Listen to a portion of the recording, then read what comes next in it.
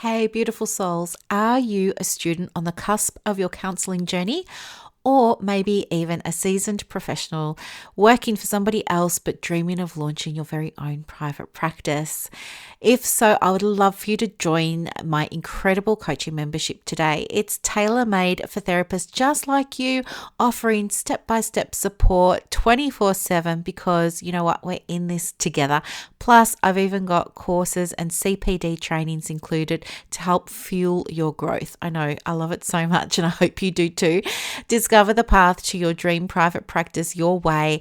Dive into the supportive community and get some quick guidance, accountability, and real connections. It's your business, and I've got your back.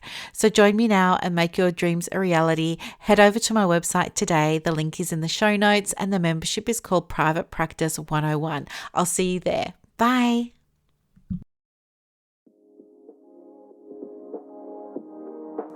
Hi, everyone, and welcome to the Private Practice with Soul podcast. This is the first podcast for counsellors that just don't align with the traditional approaches to business and that want to use their spiritual gifts, talents, and interests to create, you guessed it, a private practice with soul.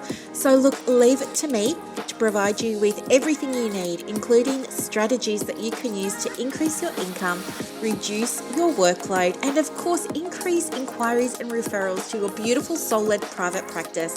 I love it so much. If you haven't done it already, grab your journal, grab your pen, and let's begin. Hey, welcome to the Private Practice with Soul podcast. I am so pleased that you're here today because I've got some big news to share with you. Super big news, actually. I've just reminded myself of something, so I'm going to make a note of it now just quickly. There we go. Okay, so hopefully you're there at work or in your study at home and you've got your podcast journal and pen handy because you'll definitely want to take some notes today. If you're not able to do that because you're driving or, otherwise preoccupied, totally fine. When you finish doing whatever you're doing, maybe come back and listen to it, or even, click the download button so you can come back to it later, because I don't want you to miss out on this useful information. So how did it all come about? Let me share with you. Okay, in one of the groups recently, somebody shared this. It said, can I have a rant please, with 3 question marks after it? And they go on to say, I had 3 clients booked in this week, 3 reminders were sent out, and there were 3 no-shows. And then in big capital letters with lots of question marks, why?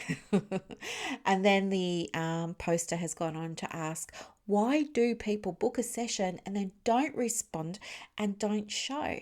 Does that happen to others too?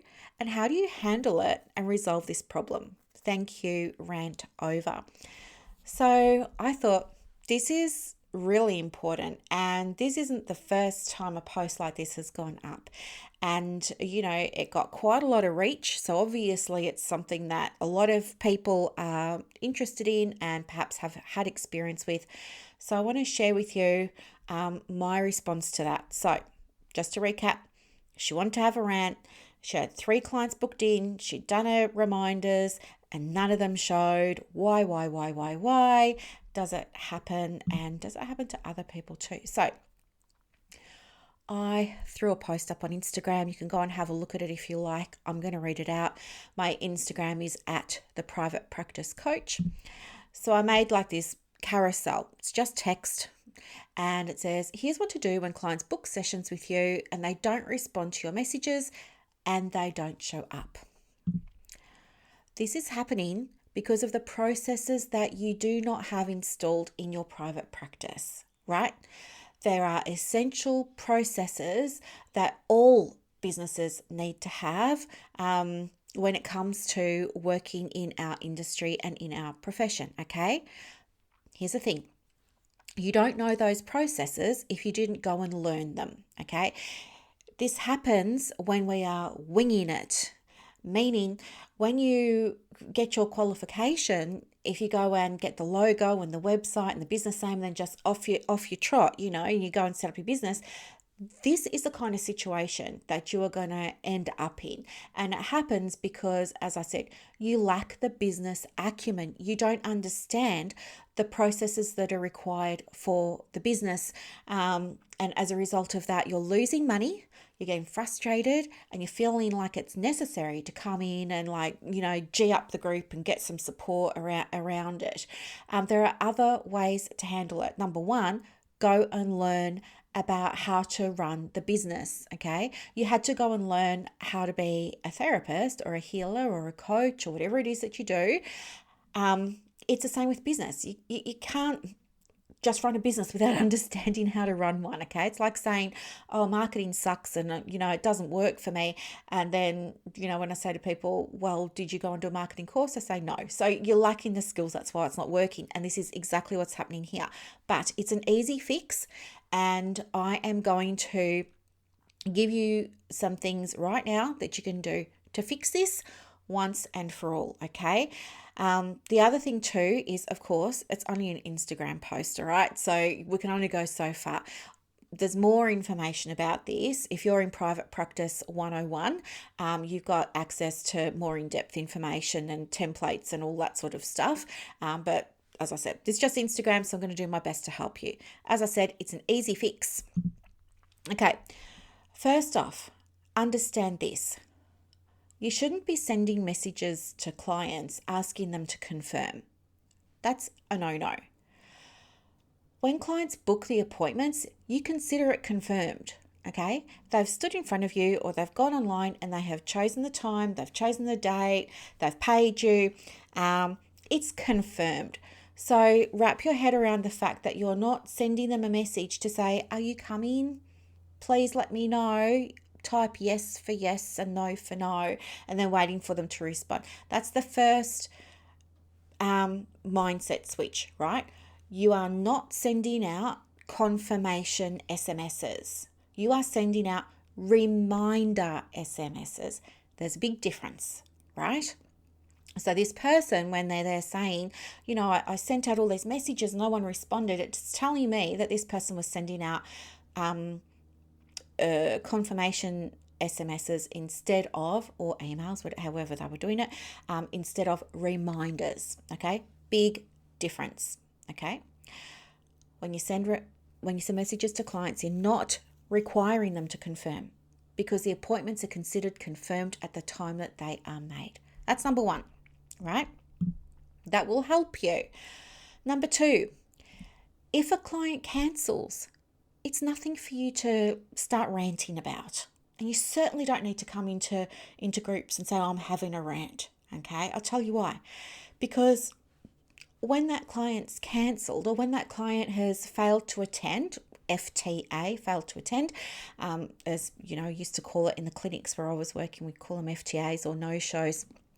The thing is that you retain the fee that they paid when they booked the session.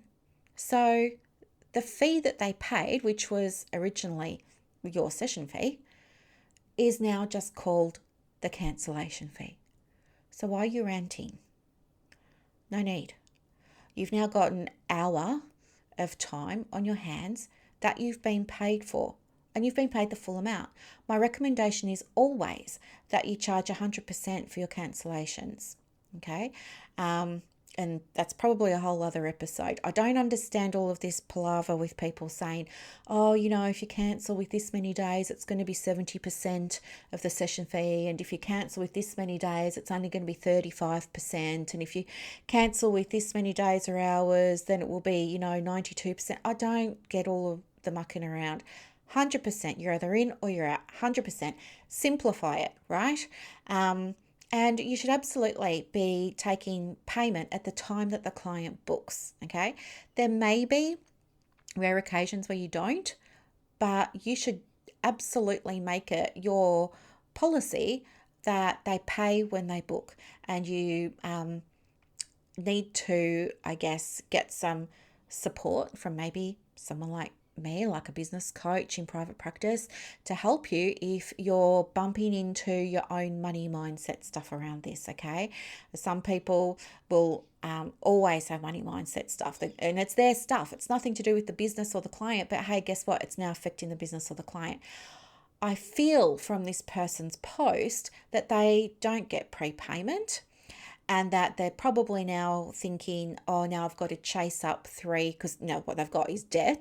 So now they've got to chase up three people with three debts, and they're out of pocket. Hopefully they're charging 150 a session, which is the recommended fee. So what's that?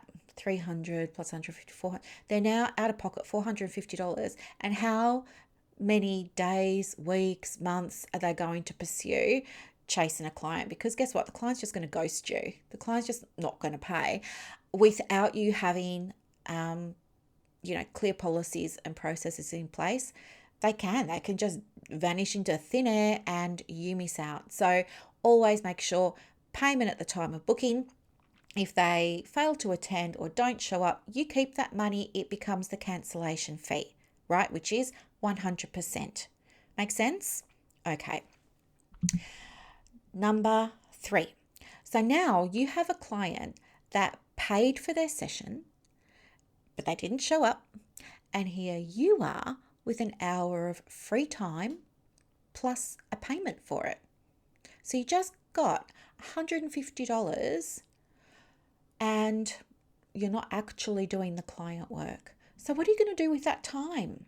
What will you do with that time? Now, depending on, who you are and I don't know what you're into and all those kinds of things. Some of you will use that time. You'll exhale and you'll say, "Oh, thank goodness, I've got this hour. I've been paid. Okay, great. I'm just going to catch up on my notes or I'll catch up on my admin." But others might say, "Do you know what? It's a really nice day outside. I'm going to nip across the road and go and get us all a coffee and a piece of cake." Or some of you might decide that you want to do some posting on your Facebook, or maybe connect with other people in groups that you're in. Maybe you want to, catch up on an assignment for a course that you're doing. Maybe you might want to go and stretch your legs, go for a walk. I know with me, sometimes it's like having a dance. I just love to woohoo. I've just been paid. They're not showing up. I've got this hour. I love my business. My business works for me. I don't work for my business.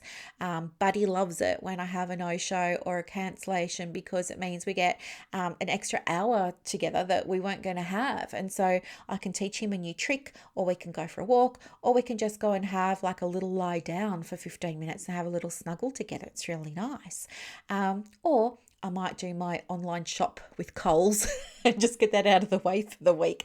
So it's totally up to you. But, it's fine that they didn't turn up because, as I said, you've been paid. To set your practice up so that, you can have this, you only need 4 things. You need a cancellation policy. You need to have a prepayment policy.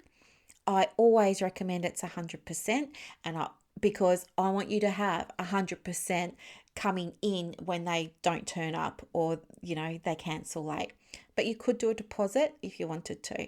So cancellation policy, your prepayment policy, you need the client's signature on those, or on your informed consent. So you can include, your cancellation policy doesn't have to be a 4-page document. It can be 2 or 3 sentences. Same with your prepayment policy. It can be 2 or 3 sentences. I would just put those on your, informed consent, get them to tick the box or sign next to it, something like that. So you need the client signature. If you're doing it online, then you have and you're not using practice management software. Like some people don't use practice management software. They're using things like Calendly or Acuity or stuff like that. You will have or they're just sending PayPal invoices or Stripe invoices. You will have the option to include your terms of service, and they've got to tick that box to agree to the terms of service, and that is legally binding. So you can absolutely do that in substitute of a signature. And then the 4th thing that you need is a way to capture the payment. So your online booking system will do it for you automatically. You just have to spend 5 minutes setting it up, and then it will just do it automatically for you. Okay. Um, and then just one more thing. You also need the right mindset to set it up, of course, but to follow through. And this is where therapists get unstuck because, again, they start projecting their own money bias onto their clients and onto their business. And this is where things start to unravel and unwind. Okay, so got to have the right mindset. And that's why we spend so much time focusing on this in Private Practice 101. Okay, so this was my post. I put it up. I wanted to be really helpful, and somebody wrote back. What did she say? She said, this isn't always attainable though, depending on funding streams. NDIS, Medicare, DVA, ADF, work cover, etc. cannot be charged prior to the session taking place. Pretty much can only enforce this for private paying clients. Now, that's actually incorrect. So I went and made another post to clarify, because it's really important that you have the right information, and this person doesn't have the right information. And I wanted to help her because she's obviously in a very important role. You know, she's doing admin work for us. You know, she does admin. Her business is all about admin for allied health. So if she doesn't understand that, her clients are us, private practices, and she's doing the admin for them. Well, if your admin person isn't charging and isn't billing, guess what? You're missing out on money, and you need that money. And I know we don't talk about money because it's not cool, and we're therapists and we're meant to be all love and light, but we need to get over ourselves. This is a business. We're not running not-for-profits, okay? So let me help you with that. So what I did was I put up a little reel, shared the comment, and I explained everything in a little bit more detail. Here's what I said. I noticed that there was some confusion in the comments from yesterday's post about how cancellation fees work for clients with different funding models. So I thought it might be helpful to break down the process for each. So here we go.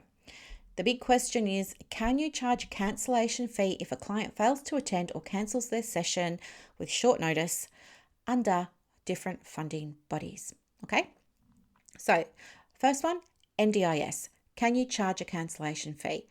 Yes, absolutely. If a participant cancels at short notice, which is anything under 7 days, or they don't show up, you can claim 100% of the agreed cost as per the NDIS price guide and your service agreement's cancellation policy. Right? So you've got an NDIS client, they're plan managed, self-managed or agency managed. They've signed your consent form. A copy of that consent form with those policies is part of your service agreement. If you've got a service agreement in place, you don't have to have one for self-managed, of course, or plan managed. But if they've signed that, then yes, the NDIS will pay you $150 for a no-show or a cancellation of less than 7 days. So for those of you who are not charging, this is wonderful news because now you can. Okay, so good. Now the other one was Medicare clients. People say, well, if somebody's coming to me with a GP mental health care plan, I can't charge them a cancellation fee. That's not correct. You can charge them a cancellation fee. You just can't process a rebate. So let's say Jane Doe wants to book in with me, and I'm a psychologist or a mental health social worker, and wants to book in with me for Saturday at 10 a.m. She goes to my Halaxy online diary. She finds the 10 a.m. appointment. She pays for that appointment. She lets me know she's got a mental health care plan. And then she also ticks the box or signs the consent form that says about the cancellation fees and everything. She agrees to all of that. Her payment details are now in Halaxy. Saturday morning comes, she doesn't turn up. Well, guess what? I keep that money. That money is now called the cancellation fee. And yes, she's on Medicare, but I can still charge that cancellation fee. the cancellation fee is entirely on Jane Doe, right? It's got nothing to do with Medicare. I'm not able as a provider to give her a rebate on a cancellation fee because that would be fraud, right? Or do I say fraud or fraudulent? Whichever is the correct word. It would be fraudulent, I think is the right way, because the rules with Medicare clearly say that the providers can't process rebates for their clients unless they provided a service. I haven't provided a service because Jane's AWOL.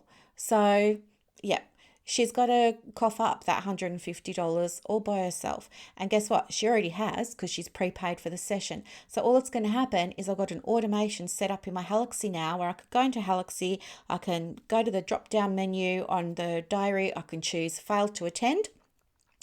Because she didn't ring up and cancel, she just didn't show up. So I'll click fail to attend, and then automatically it's just going to send her a receipt to say, that we've got the money here as the cancellation, and we're going to include, or as no-show fee, and we're going to include a link and some encouraging words to check in with her and help her book her next session.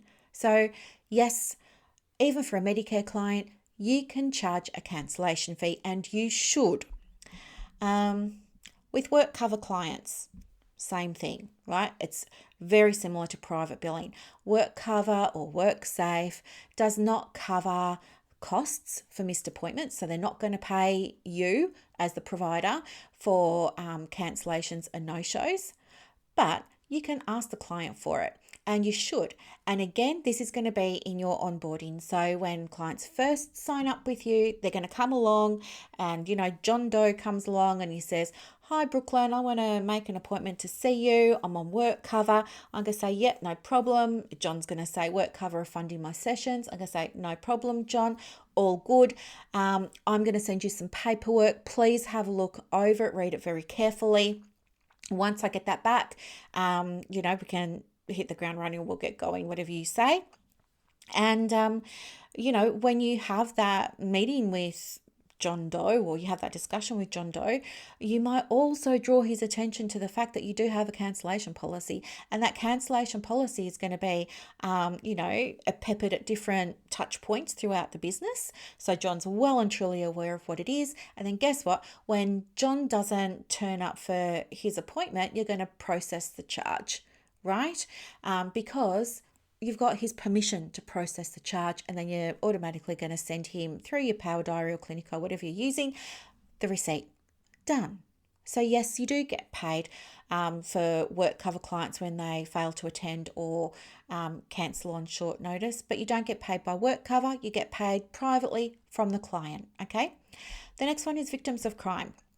Victims of crime is what it's called in some states. In other states, it's called victim services. So you might need to check and see what the rules are. But in Victoria, yes, you absolutely can. If a client doesn't show up, you're entitled to apply to the tribunal for the cancellation fee for the first missed session. Right? So to do that, you have to write a little letter, show that the appointment was booked and confirmed by the client, and show what you're charging, what the fee is. And then 9 times out of 10, the tribunal will send you a check, or they'll send it to you electronically by EFT to the business bank account, the full amount for that missed session. But you can't do it like ongoing. So if the person continues to fail to attend or continues to cancel on short notice, you can ask the tribunal to compensate you or to pay the cancellation fee. But most of the time, they're just going to tell you get it from the client. The other thing to be aware is when a client first commences in counselling with you, they have to fill out, and you know this because you've been doing it as well, so I don't want to teach you how to, what is it? I was going to say suck lemons. That's not it, is it? Suck eggs? No, that's not what I want to say. Sell ice to the Eskimos. That's not it. I don't want to teach you stuff you already know. I know you already know this, but when they first come, for those of you who don't, as the counsellor, you will have to fill out, a bunch of paperwork, and you download it off the website for victims of crime, VOCAT. And one of those is the counselling application form. And in that counselling application form, right on the very first page, I think it is, it's got boxes. It's got two options. It says something along the lines of, if the client, if the funding for counselling is not approved by the tribunal, then A or B. And you, as the provider, tick A or B. And A is I will charge the client for the sessions. The client will be responsible for them paying for those sessions that they've had. Or the other one says, I will not charge the client. Always tick the box that says you will charge the client, and be very, very clear with your client that this is what's going to happen. So you must say to the client, okay, more than happy to see you under victims of crime with VOCAT, or more than happy to see you under victim services arrangements. However, if the funding is not approved, because the way it works is you've got to do the work first and then write up with these reports, and then the client and their lawyer will go off to tribunal, and then the tribunal will make a decision about whether or not they're going to pay you. So it's like, you're doing it in good faith, really, and it can take a long time. Believe you me, like 2 years I was waiting for one lot of payment. But anyway, it's very important that you let the client know that, hey, if anything happens and the funding isn't approved, my policy is that I will send you an invoice for those sessions, and you will then be responsible for payment. Do you understand? And they're going to ask you questions. If they've got questions, you're going to clarify if that's needed. They're going to sign. Amazing. So let's say the worst case scenario, for whatever reason, the magistrate says, no, we're not approving the counselling. Now you've got the client's payment information. You go and process the payment, right? Or you talk to the client first, obviously, and say, okay, well, that's unfortunate. This is what it's going to look like. And you will work out with them when those payments are going to come out. So you do it on a case-by-case basis. Some clients will be happy for you to take it out, once a week or once a fortnight until it's all cleared, the debt's cleared. Others will say just take it out now. So it's really up to you. It's pretty rare that tribunal won't fund counselling. What I have found is that sometimes, for whatever reason, clients will move. So they go from Victoria to Queensland or something like that, and now all of a sudden all the work that you've done you're not going to get any compensation for. So you will have to, as I said, contact the client, let them know, and then work out how they're going to pay you. But the answer is, even with the victims of crime client, yes, you can get paid. You bill the tribunal for the first one, and then you bill the client for all subsequent ones. With TAC, TAC says, we're happy to pay for all of the sessions that you have with your clients, but you have to charge clients your cancellation fees if they don't turn up. That's nothing to do with us. So again, you can work with Jane Doe, who's, on TAC. In the onboarding, you're going to tell her, right, so TAC will fund your attended sessions, but they will not pay for you to miss sessions or to cancel sessions. You must pay for those. Do you understand that, Jane? Great, you do. Amazing. Do you have any questions? No. You plan on coming to them all? Fantastic. Great. And then you're going to give Jane all the documentation that you need her to sign so that, when she does cancel or she does fail to attend, boom, you process the payment and it's all good and you're fine. So while some funders will definitely handle the fee directly themselves, others will require that you collect your cancellation fees from clients. Okay, so what can you do? I think first off, just communicate this really clearly. Just be transparent. Let the client know that this is the deal. Make sure that your consent documents clearly state your cancellation policy, and discuss the cancellation policy with your clients and have them sign it so that they acknowledge that they understand it. This is very important because, I don't know, touch wood, let's imagine somebody lodges the complaint because, Brooklyn was a horrible person because, she charged me cancellation fee and blah, blah, blah. You want to make sure that you've got all your documentation there. Um, and then the second one is you really need to make sure that you've got the right systems in place to support you doing all of this. And if you struggle with the money side of things and you feel, you have feelings about, charging clients, you've got feelings about receiving money, and you've got feelings about what's fair and not, I would, number one, go and get yourself some coaching. And number two, I would remove yourself from the money with the business, and I would do that either by getting somebody else to manage the money for you, like a bookkeeper, or if you can't afford that, then I would be automating as much of the billing as I possibly could so that you're hands off. Okay. So I hope that this makes sense. But as I said at the beginning, if you're in Private Practice 101, you don't have to worry about any of this. You've got detailed information, you've got detailed forms, you've got your templates, you've got all of that, you're covered, you're fine. This topic has come up as a result of people in our community who didn't go and learn how to run the business. And it's really, really, really such a shame, because for many of us, we're women. For many of us, it's a second career or it's a third career. For many of us, we're already experiencing financial disadvantage, especially if you're out of the workforce because you were caring for little ones, or now you're like me and you're caring for an older one, and life and all of that sort of stuff.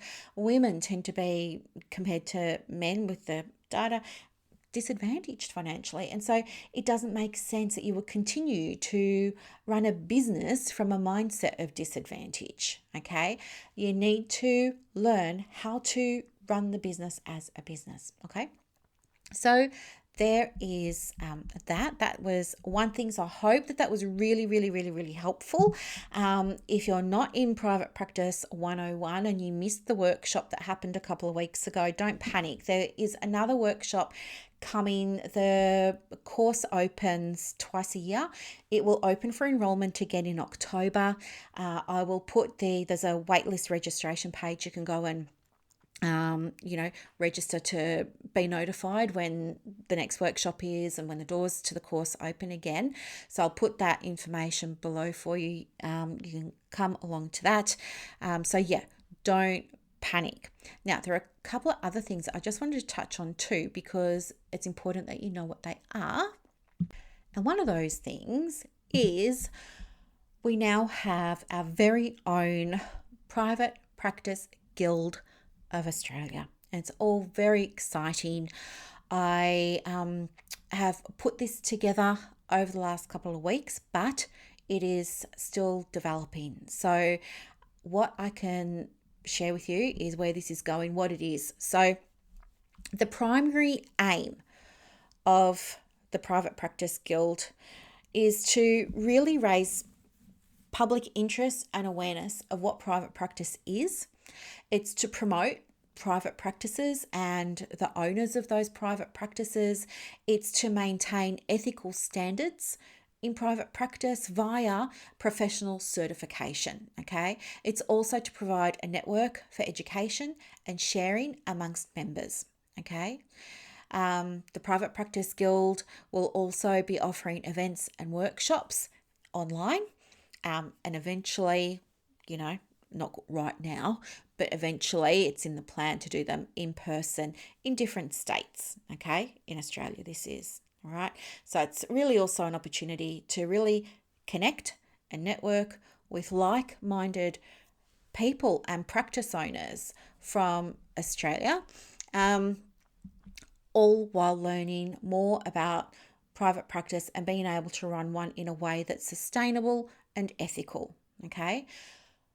The Private Practice Guild of Australia also will be having, obviously, a professional directory. This is so that people like consumers, clients, third-party referrers, stakeholders can, find you. Oops, my phone just fell over. Can find you and connect with you, make referrals to you. There's also going to be a course directory in there, things like that. So the website's under construction at the moment, but if you have any questions about it, do let me know. So far, there are 2 courses in the course directory. One of those is the Certificate of Private Practice. When you complete that, as you know, yours becomes a certified private practice, and that gives you a logo that says you're a certified private practice, and you can use that logo on all your marketing, your websites, your socials, all that kind of thing. This is really, really helpful for people who feel like there's some imposter syndrome, for example. It's really helpful for people who perhaps have a diploma and don't feel like, because they don't fit anywhere, that they're wanting somewhere to fit. It can absolutely, meet that need as well. All these kinds of things. And what else did I want to say? I forget. I just lost my mind. Lost my mind. I just lost my train of thought. The second course is the Marketing Essentials course. So this used to be called Marketing with Soul. It's now called the Marketing Essentials course for private practice. Again, it gives you a certificate in private practice marketing.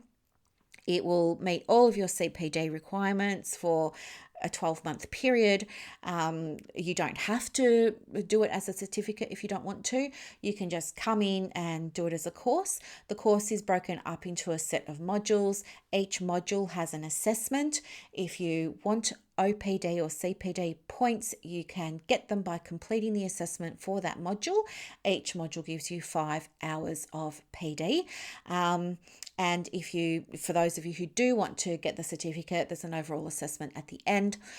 You'll complete that. Plus, of course, you need to complete the work. So show up to, the calls or at least watch the replays if you can't show up to the calls live sometimes. Submit work for review, all those kinds of things. So at the moment, there are 2 courses that are there.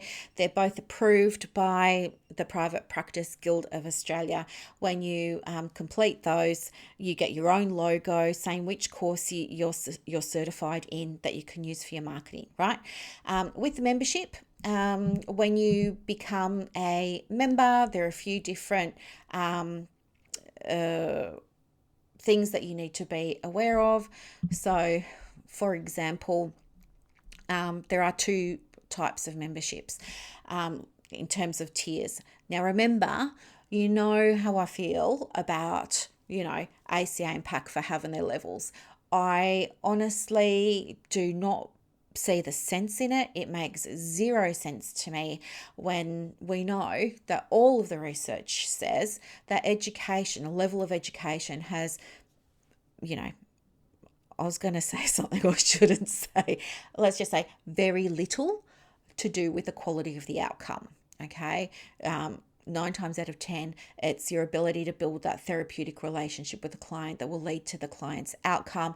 That therapeutic alliance is foundational. Okay. Doesn't matter if you're using, this modality or that modality, or if you've got a PhD or a diploma, doesn't matter.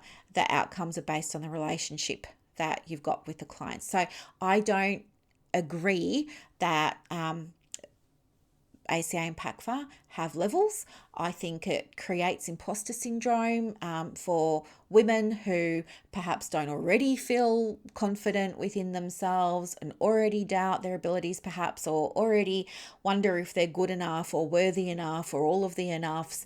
I think it keeps them financially disadvantaged. They can never escape student loans. They're going to have to go and get a loan for, level 1, and then they're going to have to go and get loans to do the bachelor's, and then it's loans to do the grad dips, and then it's loans to do the masters, and da-da-da-da-da.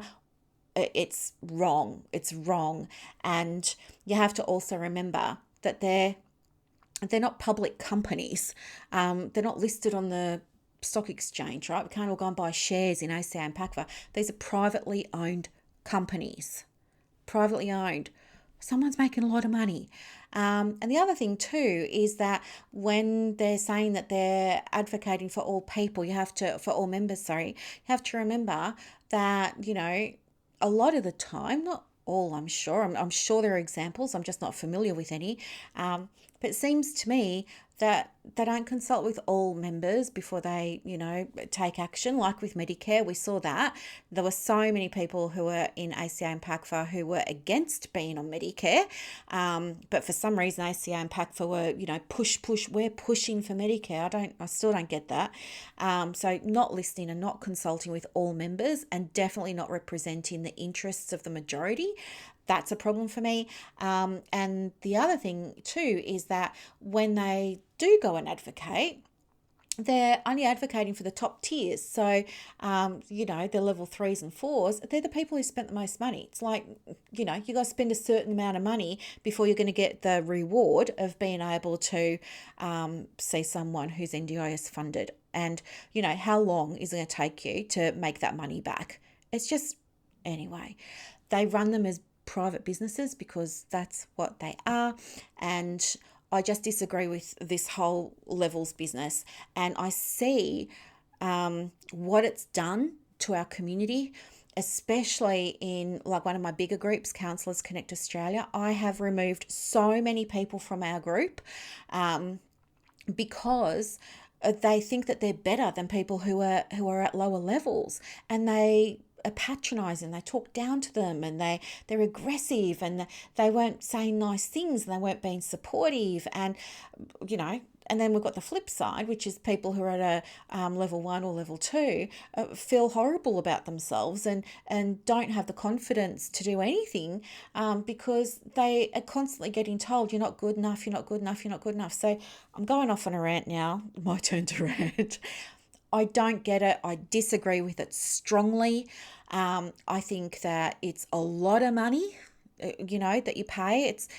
I can't remember I did some research on this, what was it, about 6 months ago when all that stuff was happening. And I think from memory, it was like between $400 and $500 to join these groups. But there are other groups for counsellors that are either free to join, free for your first 12 months, or they're like $60. And do you know what I mean? Or $100. And I don't know. It's just, I don't know. I don't understand. I don't get it. I cannot see a benefit. But when I'm saying I've got levels for the Private Practice Guild, I'm only talking about students and non-students. That's it. I just want to encourage students to participate so that if they are thinking that it's a dream or a goal down the track to have a private practice, they can start to be around an environment of other people who are also thinking about being in private practice or who are in private practice already.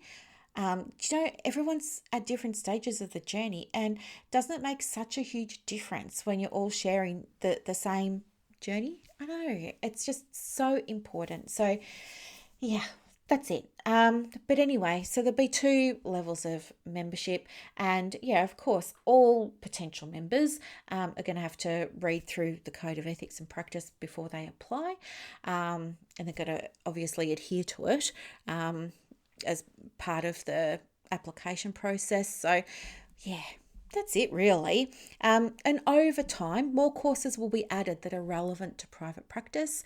So this is it. When you join, you fill out a little form. That form's got your details and your information, and you'll ask for what you would like to have included in the directory as well. So you've got that. So yeah. So anyway, I just want to let you know that is here now, and it's just getting worked through at the moment. So I will let you know when that's all finished and it's ready to go, and you can come along and join. So yeah, I know, it's so exciting, isn't it? Anywho, and it's not a substitute for ACL PACFA. It's not like that. This is for private practice only. Okay, it's not for counsellors.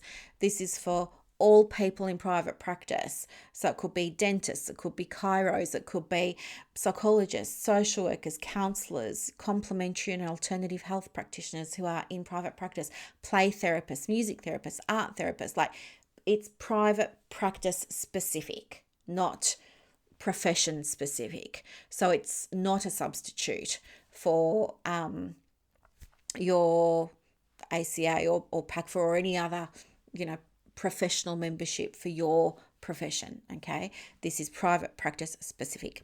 So yeah, I wanted to share that with you because super exciting. But anyway, that's it for today. I hope that this was interesting for you. Oh no, it's not it. One more thing. I am running a free marketing workshop. So the one that happened for private practice 2 weeks ago was really so much fun.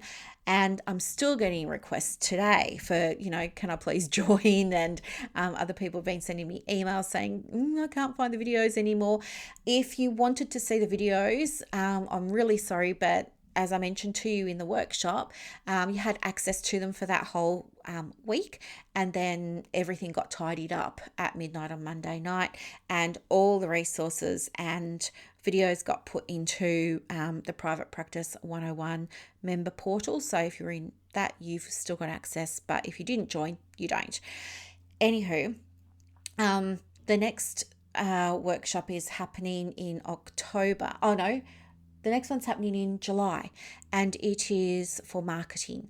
And I've got a theme for it this time, which is all a lot of fun. So the theme that I came up with for our marketing course for our marketing workshop is just a twist on Mad Men. So I don't know if you've seen that series on Netflix, but it was a lot of fun. Mad Men but Mad Men means Madison Avenue, men, advertising men. So it's from the 1960s, and a series has, a lot of the things that we will probably consider a little bit taboo or, not woke today. Like they're smoking in the office, they're drinking scotch in the office. There's a lot of sexism, there's a lot of racism, it's all that kind of stuff. But the interesting thing is looking at their processes for how they were marketing back then, their processes for how they were advertising back then.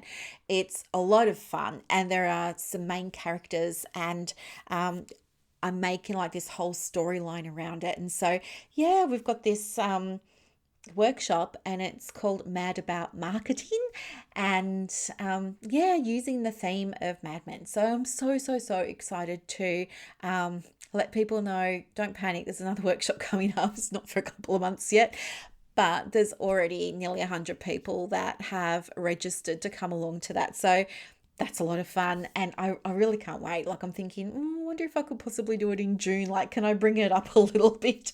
But I think June's just a bad time because everyone's going to be worrying about, tax and getting their taxes done and da. So I don't know. I'll have to think about it.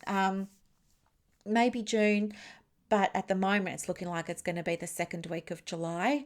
But yeah, so I will put the information in there. So with that workshop, we're going over 3 things. And we're having a live call every single day. You're going to walk away with stuff that can absolutely be a game changer for your practice. And yeah, if you want to come along, it's also the doors opening time for the Marketing Essentials program. So if you want to come along and enroll in that, you're most welcome. But the workshop is like a sample of what's inside and what you can do and achieve and all those kinds of things. So yeah, I can't wait to share it with you. And yeah, just a lot of fun. Anyway, I think that's about it now. It's Friday, 1:00, and so it's very quiet here because Buddy is at daycare.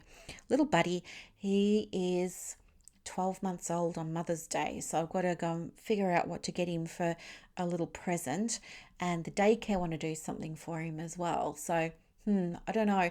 I made my sister, it was her birthday, was it last weekend or the weekend before, and I made her a donut birthday cake. It was really fun. You can go and see all the pictures on Facebook, but yeah, I got some rose gold colored little cardboard plates that were in the shape of flowers, and I got the matching rose gold paper cups, and I used them to create this pyramid of donuts. And then what I did was I put sparklers on them to give it some height, and then I got a box of chocolates, and I sprinkled all the chocolates around the bottom to fill up the white gaps, because I put it all on a great big white platter, because yeah, I had to have something to put all the little smaller plates on. So it's on this big white platter, and then and she wanted baby pink tea towels for her kitchen. So I put the tea towels to cover the bottom of the tray, and then I put clear cellophane over that, and then I put the little cardboard plates down, the donuts, the sparklers, long candles, all of that, wrapped it all up with clear cellophane and a great big bow, and then took it over to her place and we lit it and the kids thought it was amazing. And yeah, so it was so much fun. But I'm going to have to think about what could I do that would be fun for Buddy. So if you have any ideas, please let me know. Because at this stage, I'm really not sure. Like, I want to give him something to take to daycare. I might have to check with them. Like, of course I will check with them what's okay and what's not. Maybe, I don't know, I will check with the daycare. But yeah, if you have any ideas, let me know. I will put the links to the guild and to the free marketing workshop in the show notes. So if you'd like to come along, please click those and I'll see you there. As I said, at this stage, it looks like it's July, but I might move it to June. I'll just have a think about that. I would love to do it next week. Honestly, I'm so excited about it.